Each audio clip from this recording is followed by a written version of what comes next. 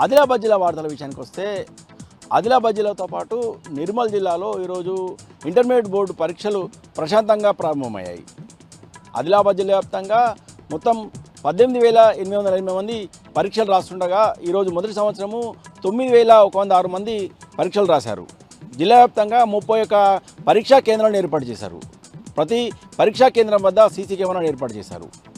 జిల్లాలో జరుగుతున్న intermediate board పరీక్షల కేంద్రాలను జిల్లా కలెక్టర్ రాజా శీషా ఆకస్మికంగా తనిఖీ చేశారు. జిల్లా కేంద్రంలోని విద్యార్థి కాలేజీలో అలాగే ప్రభుత్వ బాలుర జూనియర్ కళాశాలలో పరీక్షా సెంటర్లను ఆకస్మికంగా తనిఖీ చేశారు. ఈ సందర్భంగా పరీక్ష జరుగుతున్న విధానాన్ని జిల్లా కలెక్టర్ పరిశీలించారు. మాస్క్ కాపీయింగ్కి అవకాశం లేకుండా పగడబందీ చర్యలు తీసుకోవాలని సందర్భంగా అధికారులను జిల్లా కలెక్టర్ రాజా శీషా ఆదేశించారు. ఇక మరో వార్తా విషయానికి వస్తే జిల్లా కేంద్రంలోని రిమ్స్ ప్రభుత్వ ఆసుపత్రిలో అరుదైన చికిత్సలు చేసి రికార్డు సృష్టించినట్టు రిమ్స్ డైరెక్టర్ జైసింగ్ రాథోడ్ తెలిపారు. ఈరోజు సూపర్ స్పెషాలిటీ ఆసుపత్రిలో ఏర్పాటు చేసిన మీడియా సమావేశంలో జైసింగ్ రాథోడ్ మాట్లాడారు. స్టమక్ క్యాన్సర్తో బాధపడుతున్న ఇద్దరికి విజయవంతంగా శస్త్రచికిత్సలు చేసినట్టు ఆయన తెలిపారు.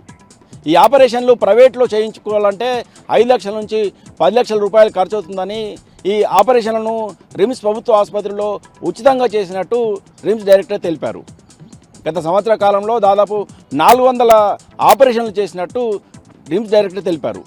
రిమ్స్ సూపర్ స్పెషాలిటీ ఆసుపత్రిలో అందుతున్న వైద్య సేవలను రోగులు వినియోగించుకోవాలని ఈ సందర్భంగా విజ్ఞప్తి చేశారు.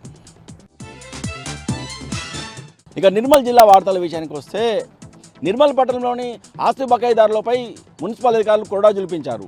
నిర్మల్ క్లబ్కు సంబంధించిన షాపింగ్ కాంప్లెక్స్ను మూసివేశారు.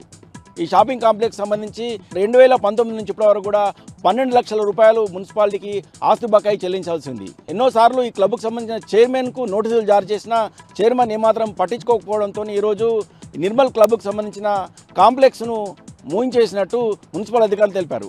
ఇప్పటికైనా ఆస్తి బకాయిలు ఉన్న వెంటనే చెల్లించాలని లేని పక్షంలో కఠిన చర్యలు తీసుకుంటామని ఈ సందర్భంగా మున్సిపల్ అధికారులు హెచ్చరించారు.